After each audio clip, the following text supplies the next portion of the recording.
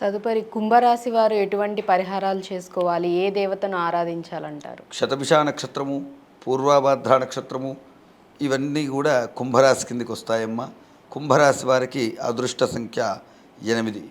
వీరు చక్కగా ఈ సంవత్సరము ఏలినాడు శని మధ్యమంలో ఉంది, మకరానికి అయిపోయింది, మళ్ళీ గత సంవత్సరం తర్వాత కుంభానికి వెళ్ళిపోతుంది కనుక శనికి బాగా ఆరాధన చేసుకోవాలి. 19,000 శని జపం చేయించుకోవాలి. వయసు ఎంత ఉంటుందో ఆ వయసు ప్రకారము ఆ ప్రమాణికంగా తిలదానం అంటే ఇప్పుడు 10 ఏళ్ల వయసున్న వారికి 10 కిలోల నువ్వులు బెల్లము దానంగా వేయటం వల్ల ఆ యొక్క శనేశ్వరుడి యొక్క అనుగ్రహం పొందే అవకాశం ఉంటుంది. మరి అలాగే వీరు వెంకటేశ్వర స్వామిని, మందపల్లి శని దేవాలయాన్ని దర్శించుకోవడం వల్ల కాస్త ఉపశమనం అనేటువంటిది కుంభరాశి వారికి ఉంటుంది.